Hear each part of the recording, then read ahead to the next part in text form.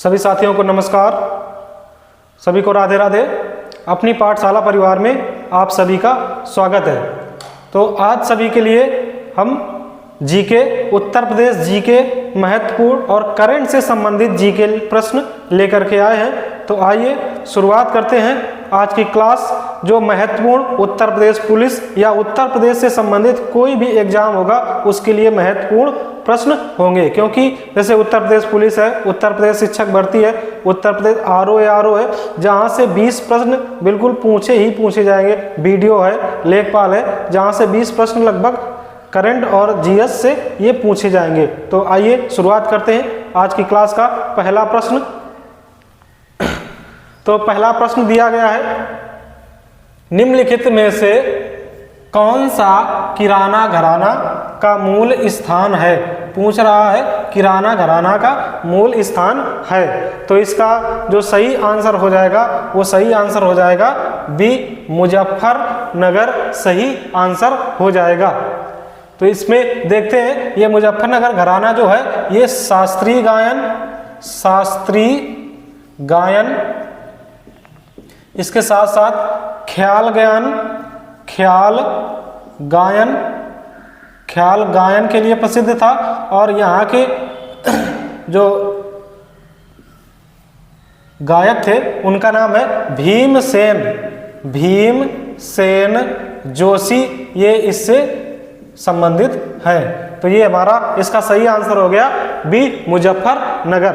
अगले प्रश्न की ओर बढ़ते हैं। उत्तर प्रदेश की ऐतिहासिक, पुरातात्विक एवं कलात्मक निधि की देखरेख करने के लिए स्थापित संस्कृत विभाग के कार्यों में शामिल है। तो देखेंगे कौन कौन से शामिल है। कह रहा एक नंबर है उसका संरक्षण करना, दूसरा है उसका अभिलेखीकरण करना, और तीसरा है उसकी बिक्री करना। तो कौन सा कथन सही होगा? तो इसमें एक नंबर तो ये सही है, 2 वाला सही है, ये वाला गलत हो जाएगा। तो इसका जो सही ऑप्शन हो जाएगा 1 और 2, अर्थात सी ऑप्शन इसका सही हो जाएगा कि जो भी ऐतिहासिक पुरातात्विक वस्तुएं या धरोहर हैं उनका हम संरक्षण करेंगे और उनका अभिलेखीकरण करेंगे।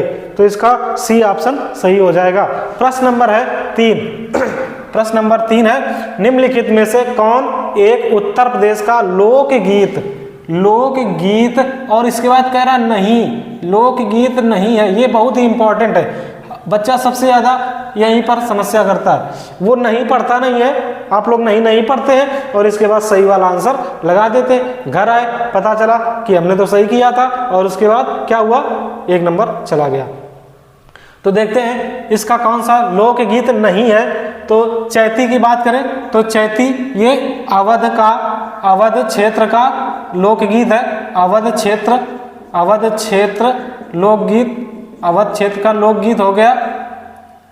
इसके बाद कर्मा की बात करते हैं तो कर्मा जी है ये लोक नृत्य है, लोक नृत्य। तो इसका सही आंसर क्या हो जाएगा?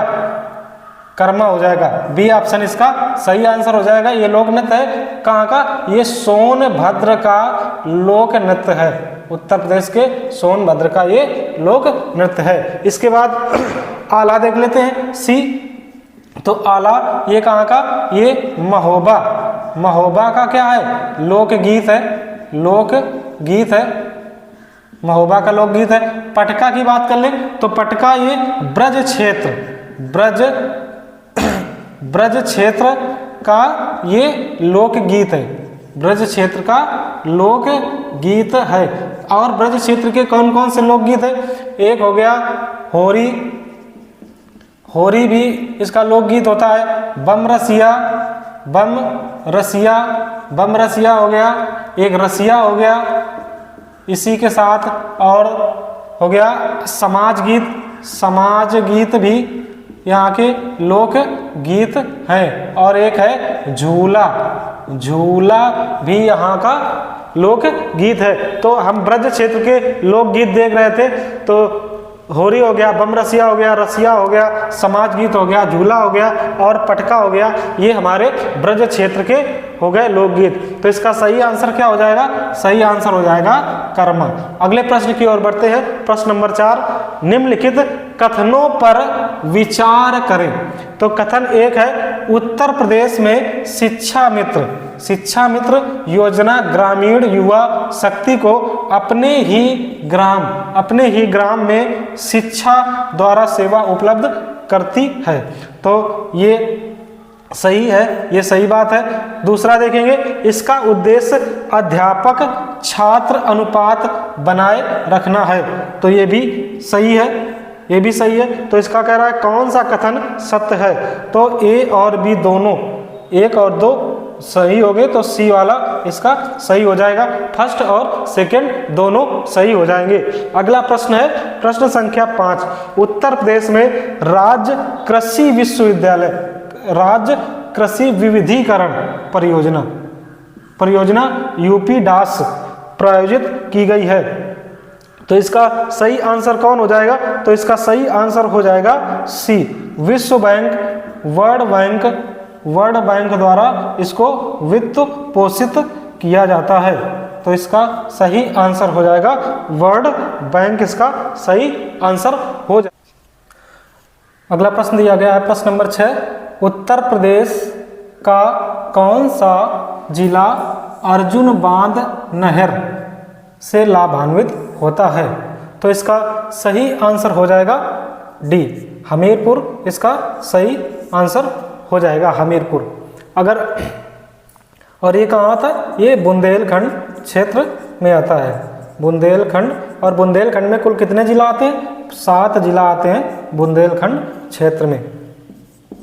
अगला प्रश्न देखेंगे 7 नंबर, निम्न में से उत्तर प्रदेश का कौन सा पक्षी विहार सर्वाधिक विस्तृत है? सर्वाधिक विस्तृत है मतलब बड़ा की बात कर रहा है। तो यहाँ पर पहले हम देख लेते हैं ये पक्षी विहार है कहाँ? लाख बाहोश पक्षी विहार, ये कन्नौज में है। लाख बाहोश पक्षी विहार ये कन्नौज में है। नवाबगंज पक्षी विहार, ये तो सबको पता होगा, ये उन्नाव में है। नवाबगंज पक्षी विहार उन्नाव में है। इसके बाद समान पक्षी विहार, तो समान पक्षी विहार कहाँ है? ये है मैनपुरी में। समान पक्षी विहार ये है मैनपुरी में। इसके बाद सांडी पक्षी विहार ये है हरदोई में, ये है हरदोई में। अब इसमें पूछ रहा है कि सबसे विस्तृत सबसे बड़ा कौन सा पक्षी विहार है? तो इसका सही आंसर हो जाएगा ए, इसका सही आंसर हो जाएगा। लाख बाहोश पक्षी विहार सबसे विस्तृत पक्षी विहार है। अब अगर सबसे विस्तृत पक्षी विहार है तो कोई छोटा पक्षी विहार भी होगा। तो छोटा पक्षी विहार की अगर बात करें तो ये है ओखा पक्षी विहार।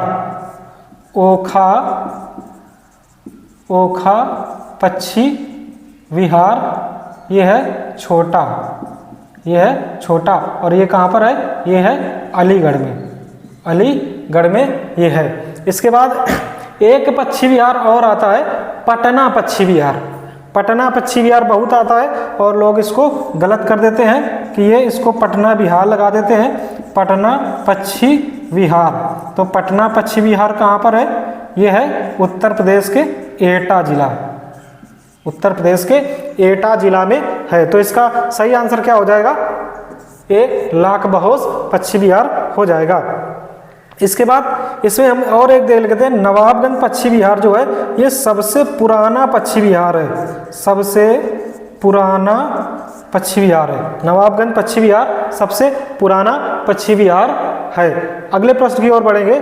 निम्नलिखित में से किसका प्रयोग राष्ट्रीय जल मार्ग प्रथम नेशनल वाटरवे फर्स्ट के रूप में किया जाता है? तो इसका सही आंसर क्या हो जाएगा? तो इसका सही आंसर हो जाएगा सी, प्रयागराज से हल्दिया तक के मध्य गंगा नदी पर इसकी शुरुआत की गई है। प्रयागराज से हल्दिया तक नेशनल वाटरवे संख्या 1 शुरू किया गया है। अगला प्रश्न देखेंगे प्रश्न संख्या 9, उत्तर प्रदेश में सर्वाधिक जनसंख्या वाला आर्थिक क्षेत्र इकोनॉमिक जोन कौन सा है? तो इसका सही, देखो जनसंख्या की दृष्टि से बोल रहा है तो इसका सही आंसर हो जाना चाहिए ए, पूर्वी क्षेत्र या पूर्वांचल क्षेत्र ही इसी को बोलते हैं, तो ये पूर्वांचल क्षेत्र हो जाएगा। अगला प्रश्न देखेंगे 10 नंबर, निम्नलिखित कथनों में से कौन सा कथन सही है? तो देखते हैं, रामगंगा नदी कन्नौज के पास गंगा नदी में मिलती है। तो ये वाला पॉइंट तो बिल्कुल सही हो जाएगा। रामगंगा नदी कहाँ मिलती है? आकर के ये कन्नौज में गंगा नदी से मिल जाती है। इसके बाद सेकंड वाला देखेंगे कि सेकंड वाला, बेतवा नदी इटावा के पास यमुना नदी में मिलती है। तो इसका कह रहा बेतवा नदी इटावा, ये यहाँ पर गलत हो जाएगा। इटावा के पास नहीं मिलती है, बेतवा नदी हमीरपुर के पास मिलती है। हमीरपुर जिला में ये बेतवा नदी मिलती है। यमुना नदी में मिलती है, सही है, लेकिन कहाँ मिलती है? हमीरपुर में मिलती है। तो इसका कौन सा सही हो जाएगा? केवल ए वाला सही हो जाएगा। और इसको आप करेक्शन कर सकते हैं कि यहाँ पर इटावा नहीं, हमीरपुर जिला होगा। प्रश्न नंबर 11 देखते हैं, निम्नलिखित घटनाओं का सही क्रम नीचे दिए गए कूट से बताइए। तो कह रहा है चौरी चौरा कांड, असहयोग आंदोलन स्थगित, यहाँ पे देखिए इस शुरुआत में स्थगित कह रहा है, बारदोली प्रस्ताव। तो अब पहले तो हम देख लेते हैं कि कौन कब हुआ। तो चौरी चौरा कांड जो होता है ये 4 फरवरी 1922 को होता है। इसके बाद देख लेते हैं असहयोग आंदोलन। तो असहयोग आंदोलन 11 फरवरी 1922 को होता है। और बारदोली प्रस्ताव जो है, ये बारदोली प्रस्ताव हो जाता है 12 जून 1928 को हो जाता है। तो कह रहा है क्रम के अनुसार दीजिए। तो सही क्रम कौन सा हो जाएगा? यही 1 2 3, ये क्रम के अनुसार ही पहले से लिखे हुए हैं। तो इसका सही आंसर हो जाएगा ए। पहले चौरी चौरा कांड हुआ, इसके बाद असहयोग आंदोलन स्थगित हुआ, फिर बारदोली प्रस्ताव हुआ। बारदोली प्रस्ताव से एक बात और निकल के आती है कि यहीं पर सरदार सरदार की उपाधि वहां की महिलाओं ने दी थी, तब इनका नाम सरदार पड़ा। अगला प्रश्न देखेंगे, प्रश्न संख्या 12, बांग्ला उत्सव निम्न किस राज्य में मनाया जाता है? किस राज्य में मनाया जाता है? तो इसका सही आंसर हो जाएगा मेघालय। मेघालय राज्य में बांग्ला उत्सव मनाया जाता है। अगर हम बात करें कि त्रिपुरा का उत्सव देख लेते हैं। तो त्रिपुरा का एक उत्सव है खारची यहाँ पर उत्सव, या केर नाम का उत्सव मनाया जाता है। ये उत्सव यहाँ पर मनाया जाता है। अगर हम बात कर ले कि मणिपुर का क्या हो जाएगा, तो मणिपुर का क्या होगा? मणिपुर में मनाया जाता है संगई। मणिपुर में मनाया जाता है संगई महोत्सव मनाया जाता है। इसके बाद अगर हम अब एक हमारा, तो अगला प्रश्न हम लोग देखेंगे, भारत में अधिकतर किस प्रकार के वर्षावन पाए जाते हैं? ए ऑप्शन दिया है उष्ण कटिबंधीय पर्णपाती वन, बी सवाना व मरुस्थलीय वनस्पति, सी भूमध्यरेखीय सदाबहार, डी उष्ण कटिबंधीय वर्षा वन। तो इसका सही आंसर क्या हो जाएगा? ए वाला इसका सही आंसर हो जाएगा, क्योंकि भारत में जो है वो मानसूनी जलवायु है। भारत में मानसूनी जलवायु है, इसलिए उष्ण कटिबंधीय और पर्णपाती वन भारत में पाए जाएंगे। अगला प्रश्न देखते हैं, काचिन पहाड़ियां भारत और किस देश के साथ सीमा का निर्माण करती हैं? तो इसका सही आंसर हो जाएगा म्यांमार। सी ऑप्शन इसका सही हो जाएगा। म्यांमार देश के साथ काचिन पहाड़ियां भारत और म्यांमार के साथ सीमा बनाती हैं। अब म्यांमार के साथ देख लेते हैं और कौन कौन से भारत के भारत के जो राज्य हैं वो कौन कौन से सीमा बनाते हैं? एक तो हो गया मणिपुर हो गया, मिजोरम हो गया, मिजोरम की सीमा लगती है, नागालैंड की सीमा लगती है, और अरुणाचल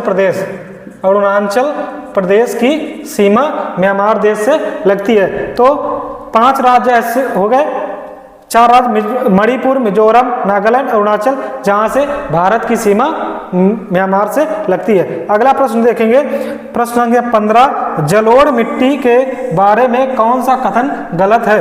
देखते हैं, जलोढ़ मिट्टी भारत में एक बड़े भूभाग पर पाई जाती है, ये सही हो जाएगा, मतलब ये कथन सत्य है।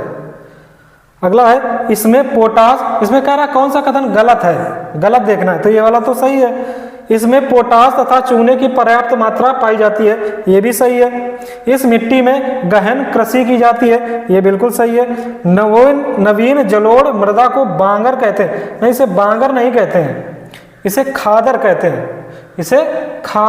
हैं, तो इस प्रश्न का सही आंसर क्या हो जाएगा? ये वाला हो जाएगा सही आंसर। इसका क्या हो जाएगा? प्रश्न के हिसाब से गलत कौन है? डी वाला हो जाएगा। अगला है, सोरला कांगेर घाटी राष्ट्रीय उद्यान किस राज्य में स्थित है? तो इसका सही आंसर हो जाएगा ए, छत्तीसगढ़ राज्य में कांगेर घाटी स्थित राष्ट्रीय उद्यान स्थित है। अगला प्रश्न देखेंगे, 17, भारत के निम्नलिखित क्षेत्रों पर विचार कीजिए। उत्तर पूर्वी हिमालय, 2 नंबर पश्चिमी घाट, 3 नंबर पूर्वी घाट। अब प्रश्न कर रहा है, किस क्षेत्र में उष्णकटिबंधीय वर्षा वन पाए जाते हैं?